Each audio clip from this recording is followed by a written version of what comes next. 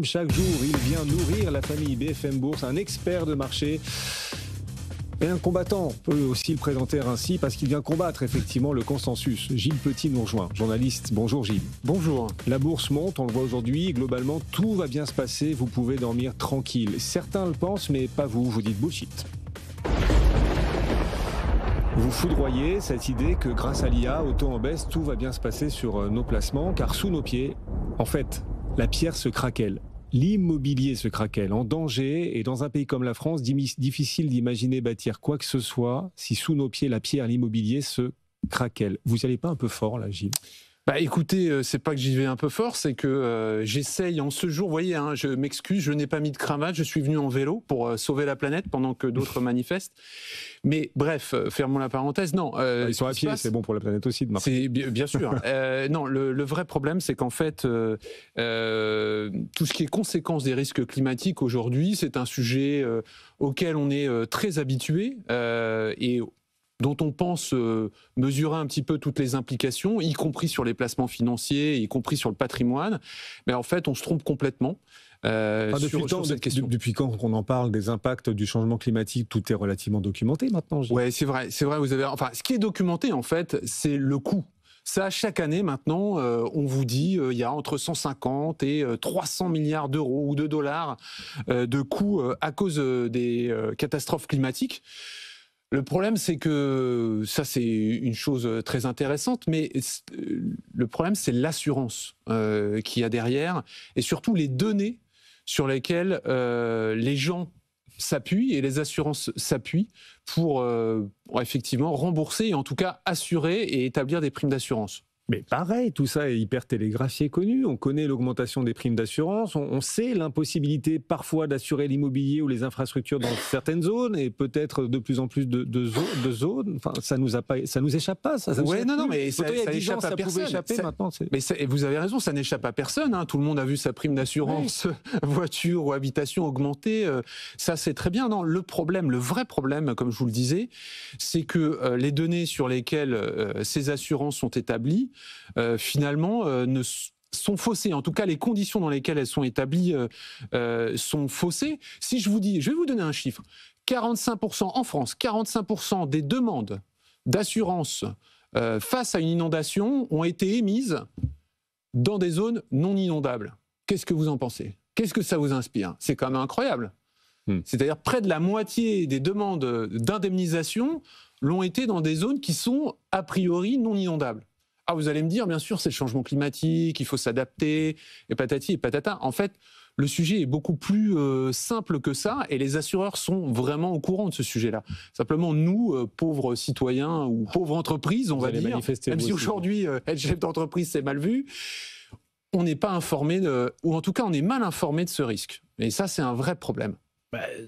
Il y a pourtant des tas d'études qui montrent, et puis en plus c'est documenté année après année parce qu'on a de plus en plus d'inondations, par exemple, sur les inondations. Oui, effectivement, le dérèglement climatique est en train de provoquer beaucoup plus d'inondations, zones non inondables ou pas.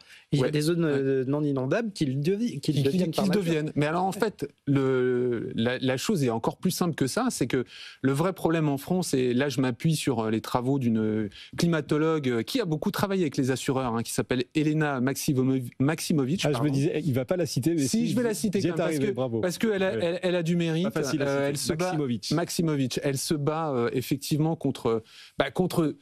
C'est une idée reçue, en fait, quelque part. Parce que ce qui se passe, c'est qu'en France, et on parle du risque inondation plus particulièrement, parce que c'est le premier risque en France, en France, les plans de prévention du risque inondation, les fameux PPRI, ne sont pas gérés par l'État. Ils sont délégués au niveau du département. Le département, il a un problème.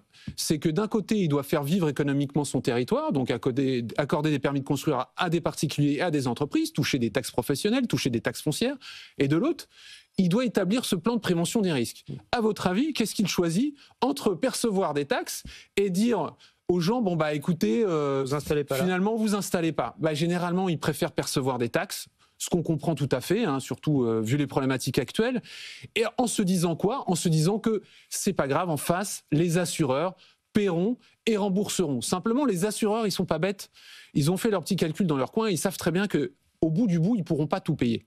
Donc au fur et à mesure où les risques climatiques extrêmes vont augmenter et les effets et les conséquences de ces risques climatiques extrêmes vont augmenter, on va de moins en moins assurer. Mais ça, le particulier comme le chef d'entreprise, il n'en sait rien. Et ça va plus loin que ça parce que ça concerne aussi les produits de placement finalement. Alors, quelle est la conséquence directe sur les produits de placement? Pas parce que vous faites inonder votre maison, forcément, que votre épargne est menacée. Elle est noyée, effectivement, oui. Non, le vrai problème pour les risques de placement, je vous prends un exemple, c'est Porsche, par exemple. Vous êtes investisseur en actions, ou vous avez un fonds, ou vous avez un indice dans lequel Porsche est coté. Eh bien, Porsche, en 2024, a vu ses deux principaux, enfin non, ses deux seuls fournisseurs d'aluminium être inondés en même temps. Et moralité, c'est 4 mois d'interruption de production et donc un cours qui flanche. Et vous, dans votre portefeuille financier, ça se retrouve directement. Un peu plus lointain, en 2011, vous avez eu Toyota et Sony également, un producteur, celui qui fait les consoles de jeux, qui ont été impactés par des inondations importantes en Thaïlande. Donc finalement, quand vous investissez, vous, simple investisseur, vous n'êtes pas informé de ces choses-là. Les entreprises elles-mêmes, soit elles sont cyniques, elles se disent les assureurs paieront, mais les assureurs, ils ont fait leur petit calcul et ils vont pas vous rembourser tout ce qu'il y a dans votre chaîne de production. Soit elles étaient très mal informées. Elena Maximovic, elle explique que aujourd'hui, à travers le monde, 5% des actifs réels font l'objet d'une assurance. Donc 5%, c'est rien. Ça veut dire que le reste, c'est pas assuré et que c'est pour votre pomme, si j'ose m'exprimer ainsi. Winter is coming, effectivement. Ouais. Et sous nos pieds, la terre s'inonde. La terre s'inonde et c'est la même chose pour votre patrimoine. Que vous soyez finalement propriétaire foncier, que vous ayez des biens locatifs, que vous ayez une résidence secondaire, et même que vous soyez un simple locataire avec une assurance, sachez que vous n'êtes pas assuré pour le risque pour lequel vous pensez être assuré.